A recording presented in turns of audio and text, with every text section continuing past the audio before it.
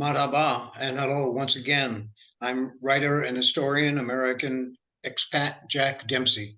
And today with me is my old friend, Muhammad Jihad Ismael, a Palestinian historian and writer living in Gaza, in Deir al-Balah, in the Gaza territory.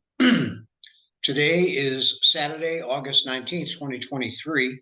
And as always, when we open our little discussion programs, which have been getting a better viewership, we're both very happy to say we always point out three things that the thoughtful person sharing this subject with us, the rights to equality and to a homeland for the Palestinian people, always want to ask three things. Well, what can I do? So there are three things you can do: write, email, call your own government representatives to ask them, demand that they change their policies, whatever they might be, toward the Israeli apartheid regime that is keeping Palestinians like Muhammad and his beautiful young family imprisoned 15 years now in Gaza. He has three beautiful young children. None of them have ever known freedom. The second, you can practice BDS, boycott, divestment, and sanctions.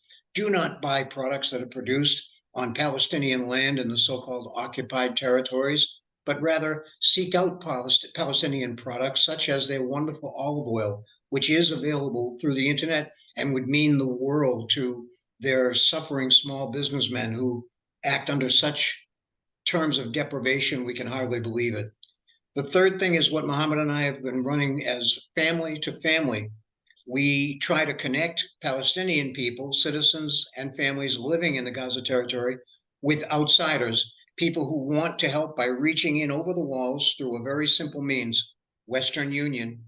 Think how much a bottle of aspirin a month would mean to a Palestinian family who cannot afford it because they have over 50% unemployment. Think how much that would mean in medicine, iron supplements for their children who are largely anemic because of the paucity of the diet of supplies that is allowed into Gaza by the Israeli authorities day by day, or a corrective pair of eyeglasses for a little child with an eye problem that will be healed by that. Think how much these little ordinary things would mean. They cannot receive books. They cannot receive a sweater to keep a child warm in the winter. All we can do is send a few bucks or whatever your currency is through Western Union for a very modest percent, and they will get the money directly to the Palestinian people that you are getting to know as friends. Muhammad and I have known each other 2 years and more now, and it's the best friendship I could ever imagine. So I want people to share that too. And if you want to see the kinds of improvements that even minor intervention can make, go to jackdempseywriter@wordpress.com, jackdempseywriter@wordpress.com, and you'll see family-to-family photos of Muhammad and his family in the improving conditions of their homes. So with Muhammad living week by week, month by month, year by year, in an atmosphere of complete devastation and deprivation, it's almost, well, de rigueur that we mentioned, they have almost no fresh water, great food shortages, medicine, every kind of building supply, almost anything for normal life is denied them. So these are the conditions that, again, prompt, we hope, people to think that maybe I can write, maybe I can do BDS, maybe I can get with family to family and to try to help these people. Muhammad, that's our usual introduction, and I want to welcome and thank you once again for being here with us. Our topic today we are planning would be the Yom Kippur War, but I wanted to mention one statistic I just noticed in a Greek newspaper here this week. That is that since January 1st up until last week, August 13th, there have been over 10,000 refugees and migrants arriving in Greece, and 1,400 of them, 1,400 of them are Palestinians. That's almost double the previous year of about 950 Palestinians who migrated to Greece. And I was not aware that so many, even though that may be a relatively small number, would be able to get out at all. Do you hear about such people making their plans to leave, Muhammad? And do you think a lot of Palestinians are ready to, well, give up and try to live a good life somewhere else?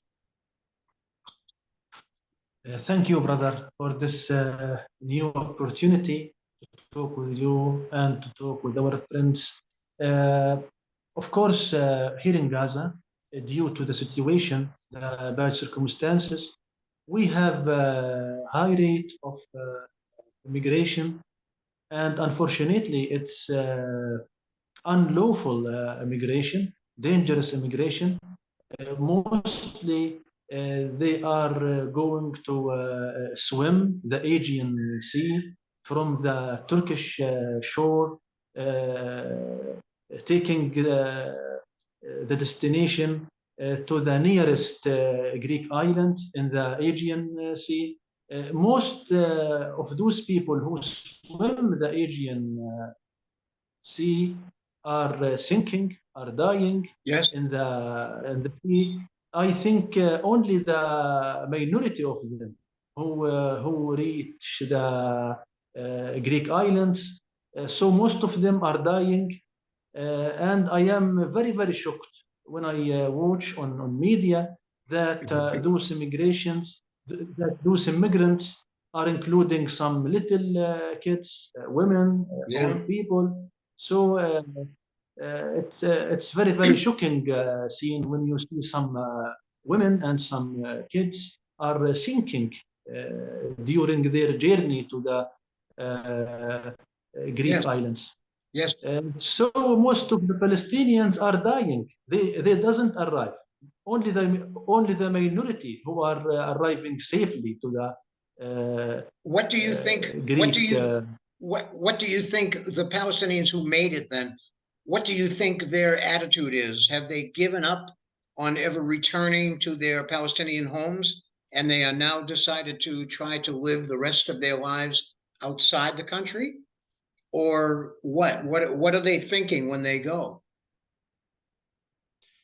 Palestinians, especially those of Gaza, doesn't stop thinking in immigration because immigration is a natural result of our situation.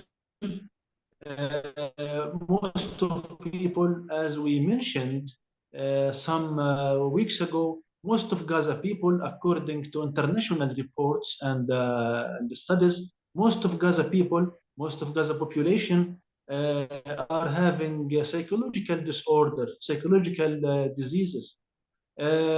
Just today, before the noon, we have a youth, I think he is 28, 29.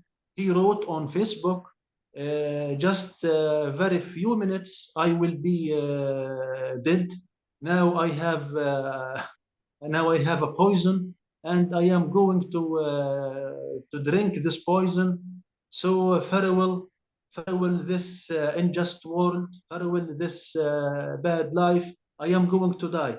While people were writing their comments, one of his family members declared that this man really became a dead body now because he really took the poison. It's an insane way of suicide. And if the He he's threatened in he a will he's take poison, living and he's living in a situation that is supposed to be without hope. As a poet of the Gaza community, you said had put it, there is no hope on our horizon. There is no horizon on our world. We don't know if we'll ever get out of this situation, this confinement. of course, of course. Can you imagine a man who's fighting day by day just to find his food, just to secure his food, just to secure medicine for his patient father, patient mother, just to find some sort of income, to have some money. So And I would like to say, Muhammad, that if such a person is in that condition, then it means all the more, all the world, for them to know that even one person is thinking about them, that even one person is sending that medicine or is sending a little money to buy better food or is active trying to improve their situation. If they can hold on to one person, This is why it's worth taking up family to family and reaching into the prison of Gaza so that people literally don't die of despair and hopelessness. Yes, yes, brother. I am asking people all over the world to help Gaza people and to try to join us in our program, family to family, because really, if you can help any family in Gaza, I think you will stop their attempts to suicide, to have some psychological disorder. Yes. So please join us in our program, family to Be that family, one person. and just try to send. Yeah, Yeah. Yeah. Look at the difference you can make. So, Mohammed, I'm always, as I'm hosting you, looking at our time, and I think we should move to the Yom Kippur War because it's 50 years coming up this year. It happened in 1973. It's the so-called October War, the Yom Kippur War, because it was carried out on the Jewish Day of Atonement, their most solemn holy day of the year, also called the October War, the Ramadan War, but whatever you call it, it was Israel's and the Arab people's fourth war in the history of Israel. Now, to set up that situation, what caused that war? We can together look back for a minute and a couple of historical facts. Is that when the so-called Six-Day War of 1967 broke out, Israel was able to capture 4 times as much land as they had had before that war. Egypt lost the Sinai and its administration over Gaza. Jordan lost the West Bank and East Jerusalem. Syria lost the Golan Heights in the north. And this resulted in later negotiations with what some people have called the three no's from Arab governments from the September 67 Khartoum summit. No recognition for Israel, no peace, and no negotiation. Out of those basic facts, Mohammed, how do you see what were the reasons behind the beginning of the Yom Kippur War? And how would you like to tell what happened? Yes, in fact, Yom Kippur War came as a natural result for the Six-Day War in the year 1967. Because, as you just mentioned, in this war, the Six-Day War, Israel, during 5 or 6 days, used to invade the total area of Sinai Peninsula, Yes. Gaza Strip, West Bank, East Jerusalem, and Golan Heights. So Israel didn't respond to so many requests from the United Nations and to the resolution 242, which asked Israel to withdraw immediately from those territories which invaded after the 4th of June 1967. But unfortunately, yes, Israel didn't respond. So it's a natural consequence that the Egyptians, Syrians will try to find some other alternatives, like the military alternative, etc. Yeah. In Yes, fact, and we should both tell of people too that the governments involved, it was Anwar Sadat, the president of Egypt, Menachem Begin, formerly of the Irgun terrorist organization, was the prime minister of Israel. And who was the Syrian president or prime minister, Mohammed, at that time? We are speaking about the time of the war or aftermath? Yes, in 1970s, 73. Yeah, in fact, in 1973, the Israeli prime minister was Golda Meir. Golda Meir was the prime minister. I see. And who was the prime minister of Syria? Hafiz al-Assad. Hafiz al-Assad. Okay, the father of the present Assad in Syria, right? Exactly, Okay. exactly, And exactly. Yeah, he yeah. was called the great modernizer of Syria. He brought Syria into the modern technological age. Now, many scholars, Muhammad, would agree, I guess, that between Egypt with Sadat and Syria with the elder Assad, they decided together to attack Israel from the north and from the south, Syria in the Golan and Egypt in the Sinai, to push Israel back out of the Sinai across the canal and further. So is that how you see it? Or were the Arabs perhaps responding to Israeli behavior? What really led to the war of 1973?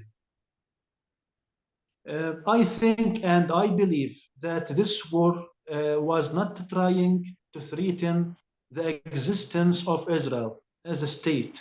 They didn't have any intentions to attack the hinterland of Israel. Uh, I mean, the land which was occupied in the year 1948.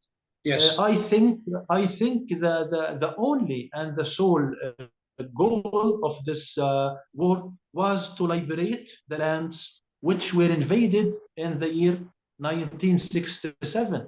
yes, Also, we have to mention something important.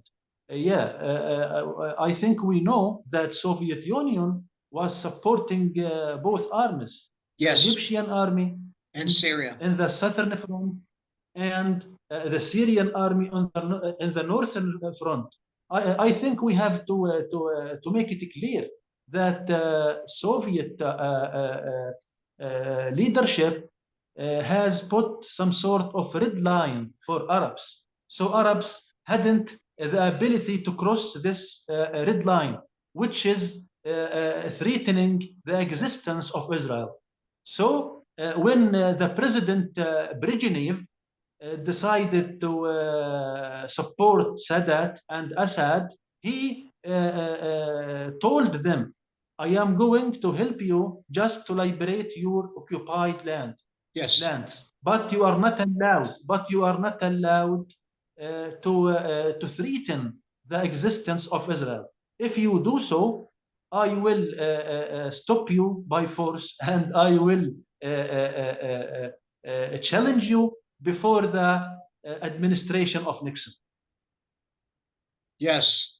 So when the fighting broke out, it came very suddenly when the Arabs, the Egyptians, and the Syrians had made many moves to make it look like nothing was going on, that they were building up their forces to get ready for the attack, but they were very clever in the way that they hid this. Meanwhile, the people of Israel were in their homes and temple and so forth, celebrating the holy days of Yom Kippur, and it was expected that they would not be able to mobilize. But some people say it was more easy for them to mobilize because they knew where everybody was. They were calling each other at home to say, get down to the square. We're going to battle. Bring your weapons. We have to defend Israel. What's your understanding of how the battles worked out? Because Yes, brother. there was a great I amount think, of casualties on both sides. Excuse me. yeah, yeah.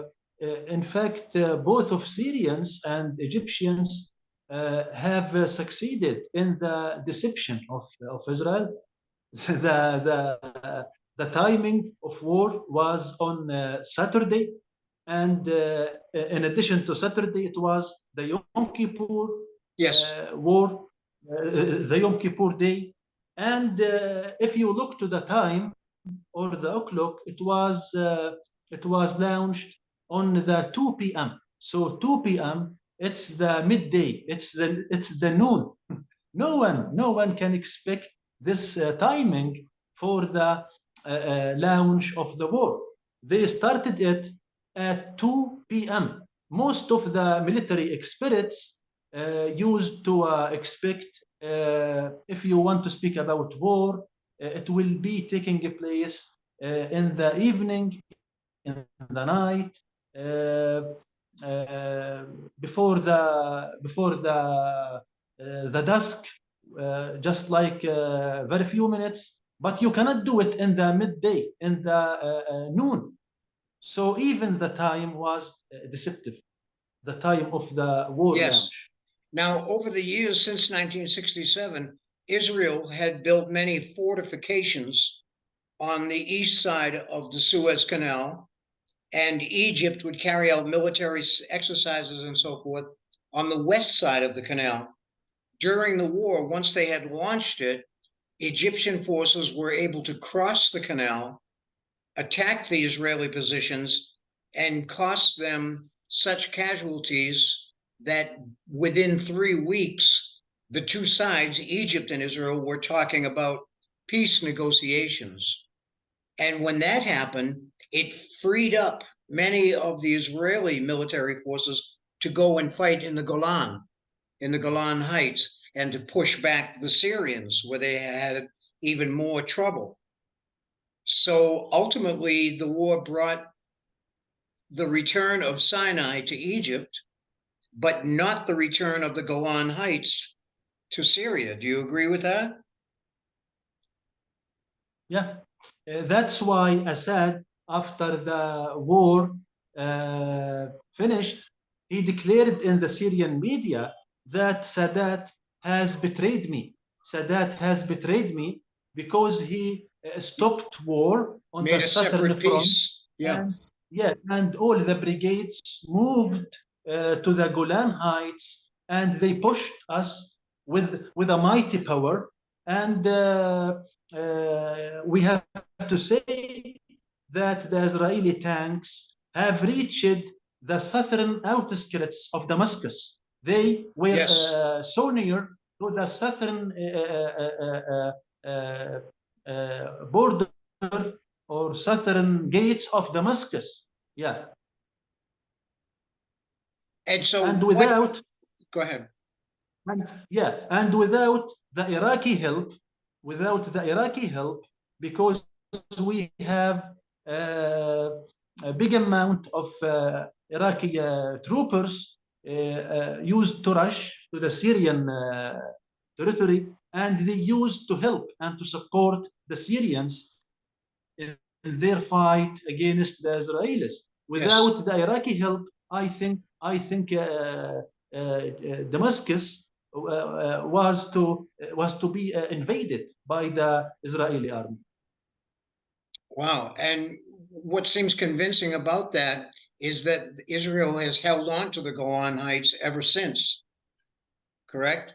Because they don't want it to be a Yeah, staging area for Hezbollah rocket teams and other entrants of so-called terrorists into Israel from that close a landmass near Israel. Nowadays, of course, yeah. I laugh when I say it's called Trump Heights. It's called after Donald Trump, which is just to me the most ridiculous thing I've ever heard.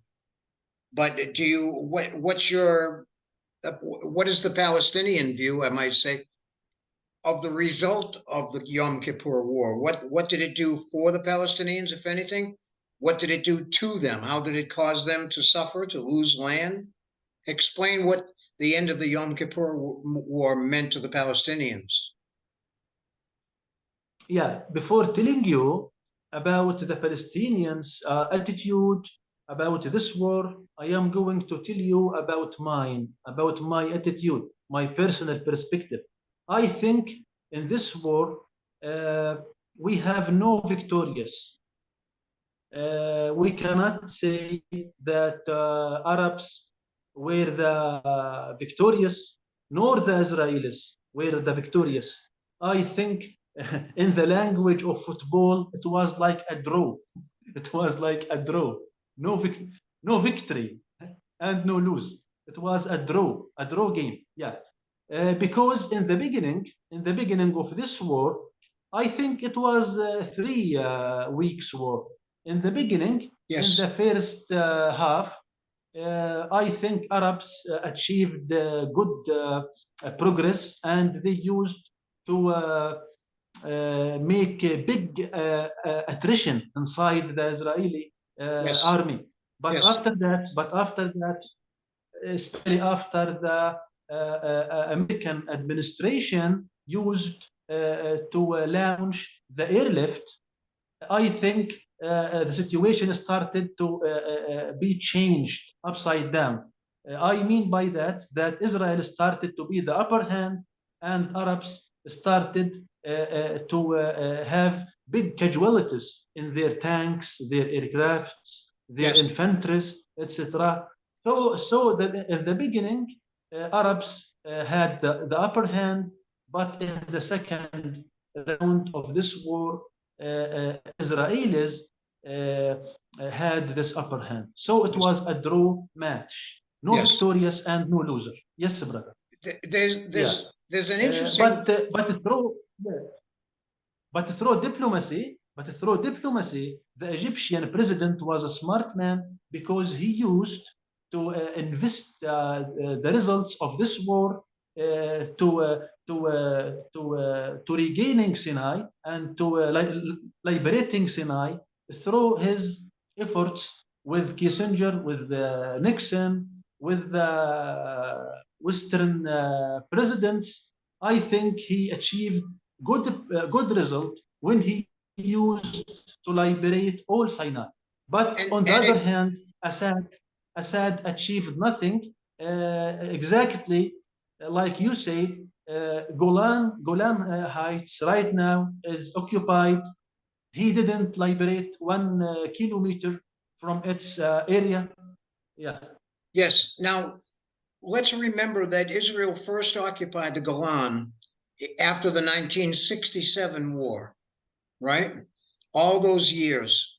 Then on the southern flank, Egypt and Israel made peace at the end of the Yom Kippur War, in which Israel returned the Sinai to Egypt. Okay, they were trading territory for peace. They will give them back to Sinai, and they were trading territory for peace.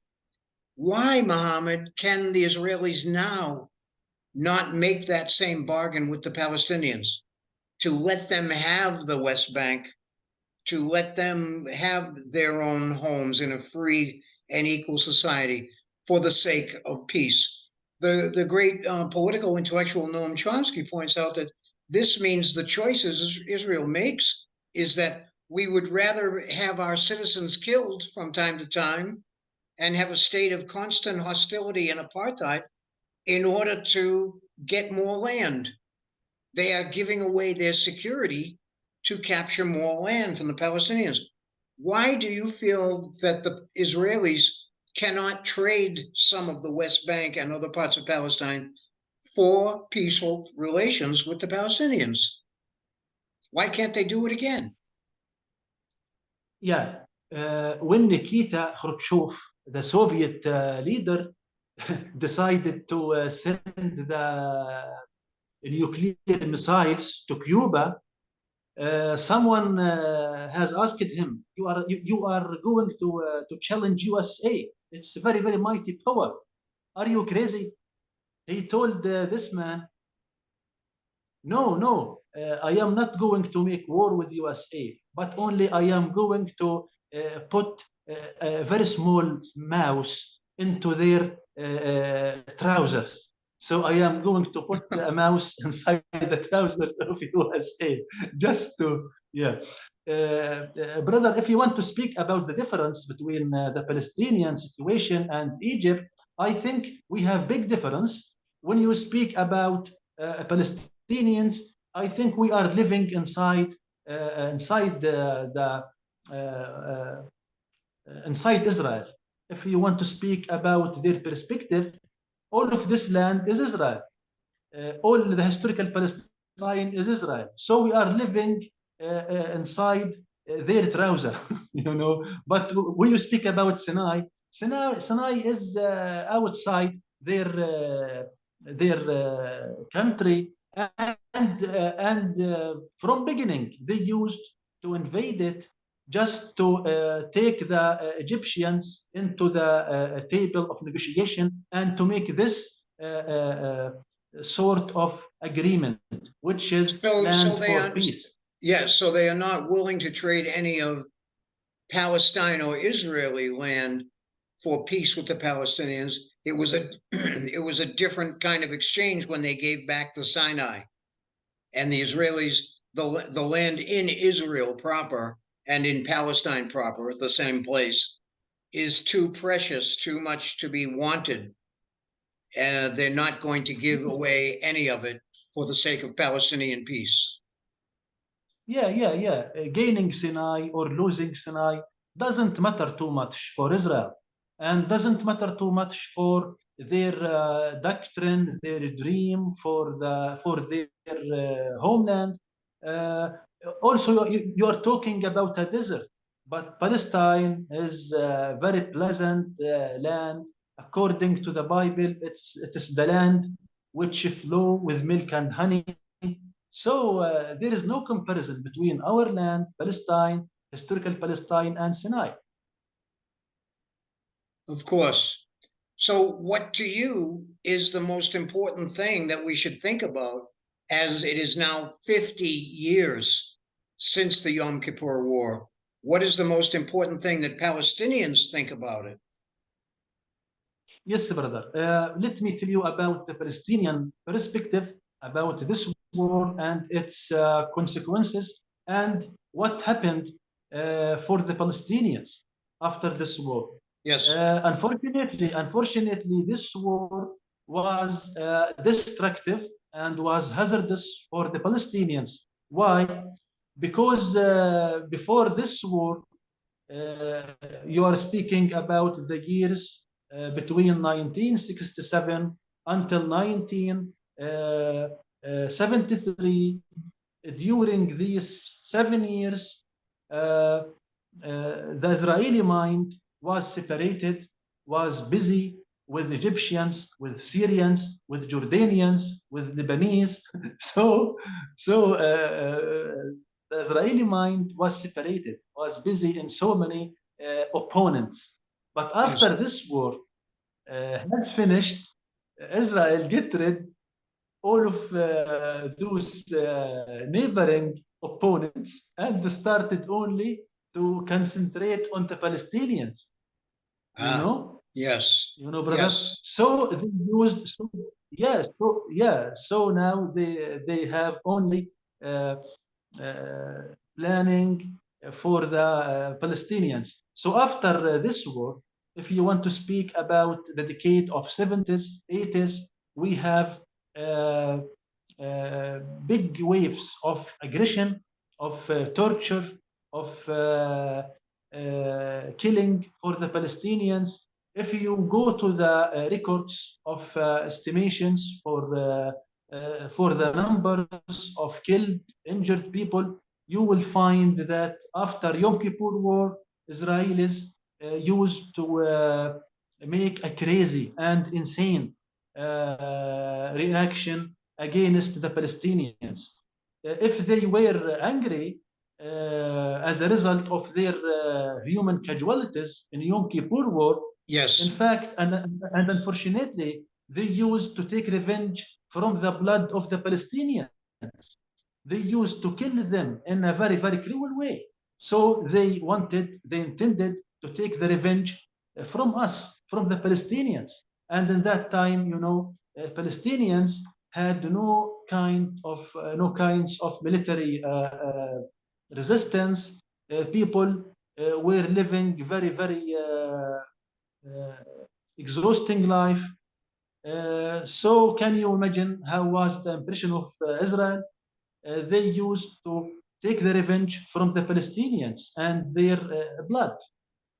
Yeah. And so now this would speak a great deal not only after the removal of Israel's main military enemies, Syria, Egypt, Jordan, Lebanon, perhaps.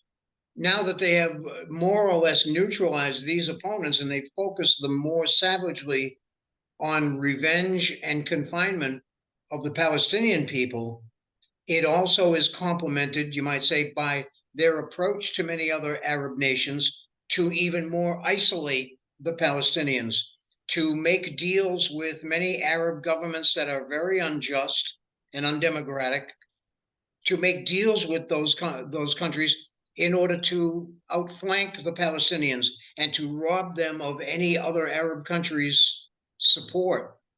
So I guess in our closing minutes, it's all the more important, as you can see, the stalemate that continues, the hopelessness in the sense that Israel has almost no incentive to change its policy toward Palestinian people, that you, the viewers, our friends, can reach in with family to family and perhaps other means that you create to help Palestinian people directly. And one other thing as we close today, Muhammad, you mentioned to me also that you had heard, and a couple of people who wrote comments on our programs have reported, that there are multiple people now doing something like this, that are they're not dealing with governments or NGOs anymore. They are finding ways to contact directly Palestinian people and families and to help them in any way they can that is direct, not subject to bank percentages and corruption and all this kind of stuff. So that's a good thing that would put people right on the cutting edge of helping the Palestinians to survive this virtually hopeless period. Muhammad, is there anything else you'd like to add today as we thank our audience and close for now? Yes, brother. I am adding my voice to yours. I am calling people to join us in family to family. And of course, I am seeing an increasing number of people from outside the world who are funding the daily life of some poor families here in Gaza. And I started recently to listen good impact for this work. That's why I am asking people to encourage themselves and to join us in family to family. Thank you. And you can find out and see for yourself a lot of about this at Jack Dempsey Writer at WordPress.com. Jack Dempsey Writer at WordPress.com. Photos of Muhammad, his beautiful family, the way that their home life has changed since we've been helping them. And I just want to attest to you once more. Think of how much it would mean a bottle of aspirin a month, help them buy it, medicines to supplement their extremely anemic diet, a pair of eyeglasses, a set of new clothes, whatever people might need to struggle through, even to buy drinking water. So the least way that you could get involved and reach in, it's going to mean the world to them. Ladies and gentlemen, Muhammad and I both thank you very much for your presence and listening. We hope it's been educational and motivating for a new age of justice for the Palestinians to begin. Sooner than later, it must come. Brother, thank you so much as always, and I'll look forward to our next program. Thank you, brother.